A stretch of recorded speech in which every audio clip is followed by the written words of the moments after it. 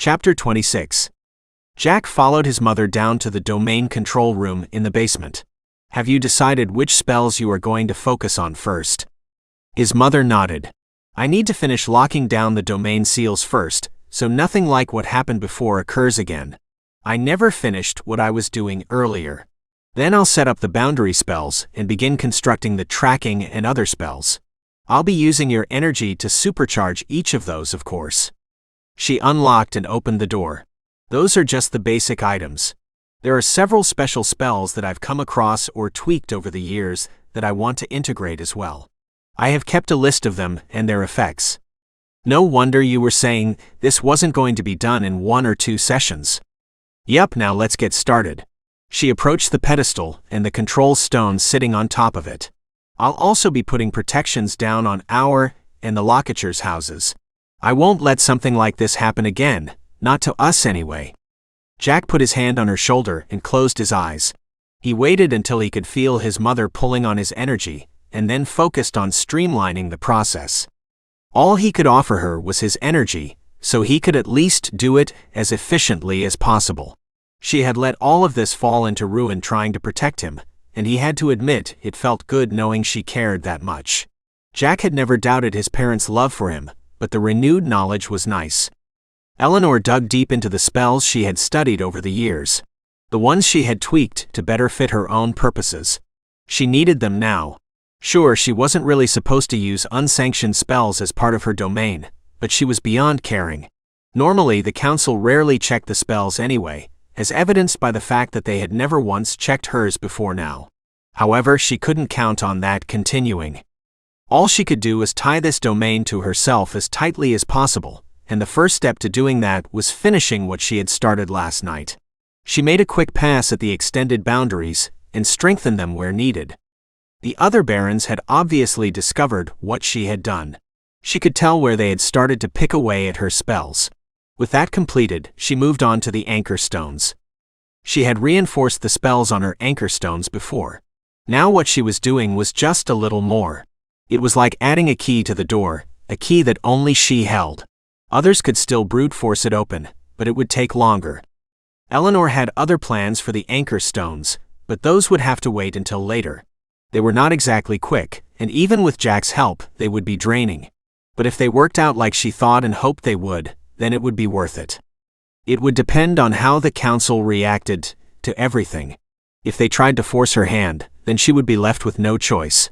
She might not care about being a baron, but having an area to control was too precious to pass up. This was the one place she could at least somewhat guarantee her family's safety. She would not let them take that from her without a fight. Moving on, she began the process of laying down the spells properly this time.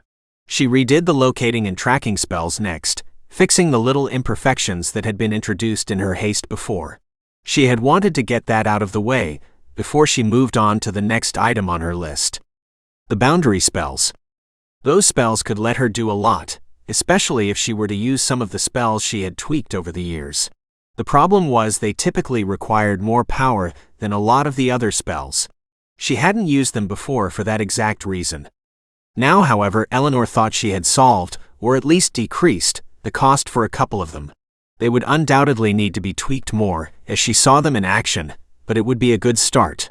There was only so much theory work she could do. After a certain point, she simply needed to see them in action before making more changes. She could use her own time to test those ones out later. For now, it was more important to set up a restriction spell. It was one of the most powerful spells all barons used, and the most draining. She had spent a lot of time working on it over the years, hoping to decrease how much magic it drew upon. It would halt the movement of magical ingredients and infected monsters from crossing over and leaving her domain. There were two final items she needed to do before being done for this round. She needed to lay down the protection spells on the houses. They needed protection, so something like this never happened again. Plus, it would be nice to not have to go to that restaurant every time they wanted to talk about something private. She just hoped Chantel and John hadn't said anything they weren't supposed to while out in the open. She was past caring at this point, but it never hurt to be careful. The odds of someone scrying them at that exact moment were slim. But again, when it came to her kids, she wanted to be as careful as possible. A few minutes later, Eleanor slowly withdrew from the control stone, feeling as though she was reaching her limits. The rest would have to wait until later. How long was that? She rasped, her mouth dry. Jack checked his watch as he stepped back and let his other arm drop to his side. It hurt after holding it up for so long. About an hour and a half. Good, I got a lot done this time. How are you holding up? His mother asked, locking the room behind them. My arm is sore, but outside of that, I think I'm fine. I've still got more in the tank. He wasn't joking either. After sleeping most of the day away, he had plenty of energy to give her. How much did I use? Jack scratched the bottom of his chin in thought as he climbed the stairs behind his mother. Maybe a little over half my total. She shook her head. Kaitlyn is going to be an absolute monster when the two of you bond. Even with you doing what you can to help the process along, your control just isn't there yet. There is still a lot of energy being wasted. With her after you bond, that waste will be gone. His mother turned to face him. If what we did earlier took half of the overall energy within your well, then doing the same thing with her would only require maybe a fifth of that energy. Possibly even less, I don't know, and don't forget now that it's been unlocked. Your well will only continue to grow in size. I thought it stopped growing after puberty for people. For regular magic users, yes, that is the case because they unlock them when they are younger. For a generator though, from what I understand, the rules are a bit different. She covered her eyes. Mom, just tell me. Jack could feel his headache coming back. A generator's well doesn't even start growing until it's unlocked. What you have now is the same size it was as a baby. How long will it grow for? He asked with a swallow. It varies from between 2 and 4 years usually. She finished in a whisper. Oh my, Jack cut himself off with a curse. I thought it was big now, but in a few years, it's going to be a veritable ocean. And now you know yet another reason why they don't like letting generators bond. When you have potentially that much energy at stake, who cares about wastage? You could do what we did today 1,000 times over, and still have more left in the tank. Is my well bigger or smaller than most other generators? Jack had a feeling of unease already bubbling up inside him. The books don't say for certain, but I did manage to find a reference in one that mentioned a generator awakening with a well slightly larger than normal. It was about 3 times the size of an experienced magic user. Yours is well beyond that.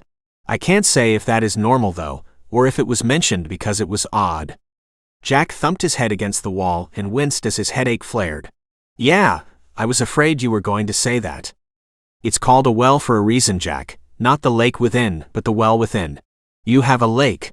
I mean, when you think about it, Chantel, letting you go so easily makes a certain amount of sense now, right? His mother laughed hollowly. She didn't know about me yet. So all she knew is that you were a walking goldmine. Attaching her daughter to you and keeping you happy would guarantee their future. Mom, that's revisionist history. I don't know about Chantel, but I doubt Kaitlyn or her dad would go along with that. You underestimate how much you're worth to people now. She sighed. Regardless, I hope you're right. Now let's get dinner started before it's too late. What did you have in mind for dinner anyway? Tikka masala.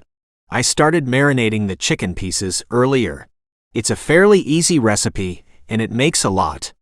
Jack swallowed hungrily. He had no idea where his mother had gotten her recipe from, but it was easily better than most of the restaurants they had been to. The only problem he could see was his family liked spicy food. What about Kaitlyn's? Does Chantel like spicy food? Eleanor shrugged with a slight smile. It's not that spicy, and I guess we'll find out. Now go take another shower. Your head seems to be bothering you. The cold water will help it. His mother was right. The cold water did help his head, it also froze the rest of him. Still, by the time he climbed out of the shower, he was feeling decidedly better. Penelope and his dad had returned by then, and were in the middle of installing the new front door. Do you need any help? He asked them. No, we got this, Jason replied, putting one last screw into the hinge. And they're all done. He grinned. Installing it was easy. Picking it out was the hard part. This one is a heavier duty model than our last one. The frame is still the weak point, but your mother's magic is protecting the house now, so. Penny nodded. Their father stepped back. Penny, why don't you go help your mother set the table for everyone? Jack can help me switch the doorknob and lock over. There are a couple of things I want to talk to him about. All right, she hurried off, grabbing one of the bags at their feet as she did so. What's up, Dad? Jack grabbed a screwdriver and began unscrewing the lock on the destroyed door. Your mother and I were talking things over earlier. Obviously, you know I go out training every weekend now. We were wondering if you were interested in joining me? Unlike Kaitlyn or your sister, you aren't going to have magic at your disposal to defend you. He held up a hand. At the very least, not right away, if at all. I know it's something you want, but it may not happen. Is it really that hard? Jack asked softly. I don't know, and your mother has been impressed with the level of control you've already shown. But Jack, the amount of energy you have is going to actively hinder your efforts to learn anything. You might try to make a dribble of water and flood the entire town, or not even be able to do that. Look, it's a concern, but we're not going to force you one way or the other. Jason hugged his son and swiped the lock from him. Let me think about it. Of course, now help me finish with these before our guests arrive. A little while later, the phone in his pocket vibrated with an incoming text message from Kaitlyn. They were on their way over. Chantel pushed back from the table and reached under her chair. She came back up with a thick book in her hands that had been hidden in a backpack. Are you sure you want to do this, Eleanor? John and I explained a little bit of what happened to Jack and Kaitlyn in the car on the way home. But this is different. You're talking about telling them everything. Even the things we don't know. No, I'm not sure. However, if Oberon is back, then they need to know what is coming and what he's already done. Eleanor filled her wine glass to the brim and cracked her neck. She had decided earlier that this dinner and discussion were going to need something stronger than lemonade and water. Chantel sighed and gently placed the book onto the table, pushing her empty plate to the side. Very well then, at least now they'll have visual aids for part of it. The book was actually an album full of pictures of Chantel and Eleanor when they were younger. I didn't realize you had kept those. Eleanor shook her head. I wasn't going to start quite that far back, but I suppose I can. She took a hefty drink from her glass and motioned for Chantel to flip the book back to the beginning. Chantel and I met when we were around 4 years old. It was at a test for our future potential. She went through the same events she had mentioned to Jack and Kaitlyn in the car the night before, only this time in more detail. Anyway, we remained close all through our younger years and even into our teen years for a while. Then things began to change. We started to slowly drift apart. Chantel's parents wanted her to associate with people in their own stratum, which my family was decidedly not. My parents were spell researchers, brilliant ones, but we didn't belong to any particular class in regards to money or power. Chantel took a sip from her own glass of wine and took up the tale. I was under a lot of pressure at the time from my parents to conform to what they considered proper behavior for our station. Unfortunately, that meant I couldn't remain friends with Eleanor any longer. She stared at her glass and ran her finger along the rim. To make a long story short, I wasn't happy about it, but they were my parents. Their word was law, and they would have found out if I tried sneaking around behind their backs. All I could do in my mind at the time was to take my frustration out on her instead. Eleanor flipped the album to the back, stopping on a page that had the two of them standing with a much younger John. And that's how we continued up until we reached college, our relationship slowly getting worse. Jack's mother drained her glass with a sigh. Then at college, out from underneath her parents' thumb, Chantel approached me. She wanted to fix our friendship, to become as close as we once were. I was skeptical at first, but I also wanted to believe her. She was my oldest friend after all, no matter how much she had hurt me. I wanted her words to be true. A tear fell from her eye and after trailing down her cheek, hit the tablecloth. They were true. Chantel closed her eyes and swallowed. I wanted nothing more at that time than to rekindle our friendship. But my parents apparently had other ideas still. It was around this time that they had you sent away. Eleanor laughed wetly. Is that what they told you? That I was sent away? I was kidnapped from my dorm room in the middle of the night and given an ultimatum. one that was enforced by the might and power of the council. That's the reason they had to give me the barony when I succeeded, especially after John's parents interceded on my behalf. Why you? Why did the council approve of them taking you? Kaitlyn asked, trying to keep them on track. I mean, we've all seen how powerful you are now, but you couldn't have been that strong back then as well. Right? I was strong, but nowhere near what I am now. Eleanor stood and retrieved another bottle of wine. I didn't realize we were going to go through these so quickly. No one else but her and Chantal were currently drinking. It wasn't just me that they took. She mumbled, staring at the bottle. It was John's turn to nod and said, they took over a dozen people for the mission. Each and every one of them was promised the same thing. Riches and power if they succeeded. Death if they didn't. None of them had a choice in the matter. It made my parents sick. Jason took the bottle of wine from his wife and handed her a different one that they had opened earlier to breathe. He took the corkscrew and popped the top enough to let the bottle release the gas inside.